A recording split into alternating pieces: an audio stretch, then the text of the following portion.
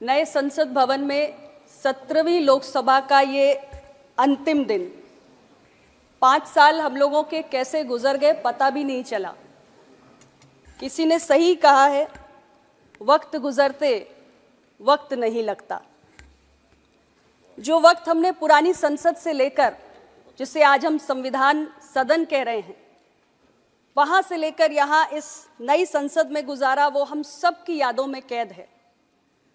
अध्यक्ष जी, 2024 के चुनाव परिणामों के बाद इस संसद की तस्वीर कैसी होगी, बदली होगी, हम इसके बारे में बहुत कुछ इस अवसर पर नहीं कहेंगे, लेकिन इतना ज़रूर कहेंगे कि हम सारे सांसद जिन्होंने संविधान सदन से लेकर इस नए सदन तक अपने 5 सालों का वक्त बिताया है, हम सभी के लिए जीवन के ये अविस्मरणीय यादगार पल हैं जो हमेशा के लिए हम सब की यादों में कैद हो गए हैं। अध्यक्ष जी, आज के इस अंतिम दिन पर मैं आपको हृदय तल से आभार व्यक्त करना चाहती हूँ।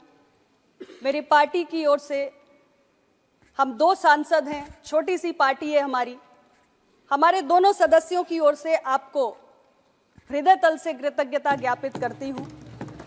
आपका हमें स्नेह मिला, आशीष मिला, संरक्षण मिला, कभी कभी थोड़ी डांट फटकार भी मिली। एक अभिभावक के रूप में हमारा भी अधिकार है और आपका भी कि आपके स्नेह के साथ आपका डांट, आपकी फटकार भी हम स्वीकार करें। अध्यक्ष जी, आपके अपने अध्यक्षीय कार्यकाल में आपने अनेक अभिनव पहल की सांसदों की कार्यकुशलता को बढ़ाने के लिए, खास तौर से जो सांसद पहली बार चुनकर आते हैं, आपके नए प्रयोगों से, आपकी नई अभिनव पहल से उनकी बहुत सहायता हुई। हम जब इस सदन में चुनकर आते हैं, ये हमारे लिए सौभाग्य तो है ही, लेकिन सौभाग्य से बढ़कर एक बहुत बड़ा दायित्व है। लाखों लोगों की अपेक्षाएं हमसे होती हैं और आपने उन अपेक्षाओं के अनुरूप उनकी भावनाओं को व्यक्त करने के लिए हमें इस सदन में अवसर प्रदान किया है। उसके लिए मैं बहुत बहुत आभारी हूं। अध्यक्ष जी, ये मेरा दूसरा कार्यकाल है और मेरी एक छोटी सी पार्टी है। इस सदन में आके मैंने बहुत सारा अनुभव प्राप्त किया। ये सदन जहां देश के तमाम राज्यों से बड़े छोटे अनेक राजनीतिक दलों के प्रतिनिधि चुनकर आते हैं और बहुत सारे वरिष्ठ सांसदगण हैं जो इस सदन में कई कई कार्यकाल अपने पूरे कर चुके हैं। अलग अलग विचारधाराओं को जाना, देश के कोने कोने में रहने वाली जनता की अपेक्षाओं को समझना, उनके दृष्टिकोण को समझना और अनेकों अनेक अनुभवी नेताओं के विचारों से लाभान्वित होना, ये एक ऐसा अनुभव है जिसकी शब्दों में व्याख्या करना कठिन है, किंतु मेरे जीवन का सचमुच ये एक बहुत ही अविस्मरणीय कार्यकाल रहा। अब तो मैं 10 वर्ष कहूंगी। बहुत कुछ सीखा। मैं आज इस अवसर पर अन्य राजनीतिक दलों के, हमारे जो भी राष्ट्रीय दल, क्षेत्रीय दल, बड़े बड़े नेता जो यहाँ पर मौजूद हैं, जिनसे हमने बहुत कुछ सीखा है, उनको भी मैं आभार व्यक्त करना चाहती हूँ कि युवा सांसदों को संसद के अंदर कैसे अपने मसलों को सही ढंग से रखना है, ये हमारे वरिष्ठ सांसद ही हमको सिखाते हैं। मैं उन सब के प्रति कृतज्ञता ज्ञापित करना चाहती हूँ। अध्यक्ष जी, वक्त दिखाई तो नहीं देता, लेकिन बहुत कुछ दिखा जाता है। 17वीं लोकसभा में हमारी इस संसद ने सरकार के बहुत सारे ऐतिहासिक निर्णयों को भी देखा। अभी हाल ही में हमारी सदन ने एक बहुत ऐतिहासिक कार्य किया। IPC, CrPC, Indian evidence act, अंग्रेजों की गुलामी के प्रतीक, 1860 से उसका बोझ उठाए भारत के करोड़ों करोड़ नागरिक चल रहे थे। हमसे पहले किसी सरकार ने चिंता नहीं की। मुझे गर्व है माननीय प्रधानमंत्री श्री नरेंद्र मोदी जी की सरकार ने इस ओर अपनी दृष्टि दौड़ाई और अंग्रेजों के जमाने से बने हुए ये कानून, जिनके उद्देश्य में भारत के नागरिक को दंड देना प्राथमिकता थी, भारत के नागरिक के साथ न्याय करना प्राथमिकता नहीं थी, उसको बदलने का काम इस संसद ने इस 17वीं लोकसभा में किया है। अध्यक्ष जी, जब हमने संविधान सदन से अपने इस नए सदन में प्रवेश किया, तब भी हमारी सरकार ने इतिहास रचा। सालों से लंबित इस देश की आधी आबादी को न्याय और भागीदारी सुनिश्चित कराने के उद्देश्य से महिला आरक्षण विधेयक को पारित करने का काम हमारी एनडीए की सरकार ने प्रधानमंत्री नरेंद्र मोदी जी के नेतृत्व में किया और यह सदन उसका साक्षी है। अध्यक्ष जी, इस 17वीं लोकसभा के कार्यकाल के दौरान हमने एक भयावह त्रासदी को देखा, कोविड-19 को देखा, और मुझे गर्व है कि जब पूरी दुनिया कोविड की महामारी से जूझ रही थी, उस वक्त में भारत ने वसुधैव कुटुंबकम की अपनी भावना को सर्वोपरि रखते हुए वैक्सीन मैत्री इनिशिएटिव के अंतर्गत 100 से अधिक देशों को वैक्सीन और दवाएं सप्लाई करने का काम किया। यह सब कुछ 17वीं लोकसभा के कार्यकाल में हमने देखा। बहुत सारे ऐतिहासिक निर्णयों की साक्षी यह 17वीं लोकसभा रही। मैं इस अवसर पर एक और चिंता को व्यक्त करना चाहती हूं अध्यक्ष महोदय।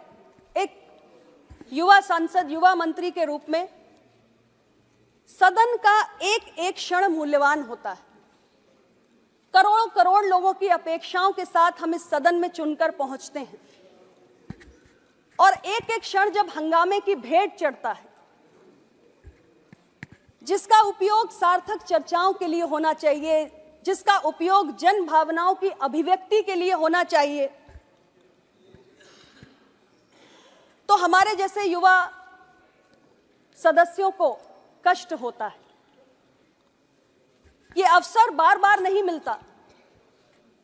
बहुत कम लोग इतने सौभाग्यशाली होते हैं जो अनेक बार चुनकर आते हैं, लेकिन जो एक या दो बार चुनकर आते हैं, उनके लिए 5 सालों में एक एक क्षण की कीमत होती है। ऐसे में अध्यक्ष महोदय, मैं इतना ही कहना चाहूंगी कि 18वीं लोकसभा में कम से कम विभिन्न राजनीतिक दलों के जो भी सदस्य यहां चुनकर आए, हम सब की यह कोशिश होनी चाहिए कि सदन के एक एक क्षण का सदुपयोग हो। सदन को हंगामे की भेंट चढ़ाने से बेहतर है कि सरकार को कटघरे में खड़ा किया जाए, सरकार से सवाल पूछे जाए, मीडिया की हेडलाइन ये बने कि सदन की कार्रवाई स्थगित हो गई, सदन नहीं चला। इससे बेहतर यह हो सकता है कि सरकार विपक्ष के उक्त सवाल से असहज हो गई। यह शायद एक बेहतर हेडलाइन हो सकती है। और ये एक ऐसी व्यवस्था है जिस पर सभी दलों को सामूहिक रूप से मंथन करने की, और जो हमारी संसदीय परंपराएं पटरी से उतर गई हैं, उन्हें पुनः पटरी पर लाने की जरूरत है, और इसके लिए सामूहिक चिंतन और सामूहिक संकल्प की आवश्यकता है। और मैं इतना ही कहना चाहूंगी अध्यक्ष महोदय कि 5 साल के लिए जब हम यहां आते हैं तो लाखों लोगों के प्रति हमारी जवाबदेही होती है, और इसलिए जब हम अपने समय का उपयोग सार्थक चर्चाओं के लिए करते हैं, जनता से जुड़े हुए उनके हित के मसलों को उठाते हैं, तो हम अपने उस दायित्व के साथ न्याय कर पाते हैं। जब सदन में प्रश्नकाल चलता है अध्यक्ष महोदय, कई बार हमने देखा कि प्रश्नकाल भी हंगामे की भेंट चढ़ गया। मैं आज 17वीं लोकसभा के अंतिम दिन अपनी भावना इस गरिमामय सदन के सभी सदस्यों के बीच रखना चाहती हूं कि अगर सदन में पूरी तरह हंगामे खत्म नहीं हो सकते, तो कम से कम यह संकल्प जरूर होना चाहिए कि प्रश्नकाल किसी भी कीमत पर स्थगित ना हो, क्योंकि प्रश्नकाल एक ऐसा समय होता है जो मंत्री से लेकर विभाग के, मंत्रालय के छोटे बड़े हर अधिकारी को उसके माथे पर चिंता की लकीरें लाने का काम कर सकता है। और मैं तो समझती हूं कि विपक्ष के पास सबसे बड़ा हथियार प्रश्नकाल है। सरकार देश की जनता के प्रति जवाबदेह है, सरकार और बेहतर काम करे, इसका भी बहुत बड़ा हथियार प्रश्नकाल है। इसलिए कम से कम 18वीं लोकसभा में हम सभी को ये जरूर चिंता करनी चाहिए कि प्रश्नकाल स्थगित न हो। मुझे नहीं मालूम कि मेरी इस बात से कितने लोग सहमत होंगे, किंतु ये मेरी भावना थी जो मैं निष्पक्ष रूप से व्यक्त कर रही हूं। और मैं पुनः इस अवसर पर अध्यक्ष महोदय आपको धन्यवाद देती हूं, आभार व्यक्त करती हूं। आपके मार्गदर्शन में हम सभी को इस गौरवशाली सदन में अपनी बात रखने का अवसर मिला। बहुत बहुत धन्यवाद।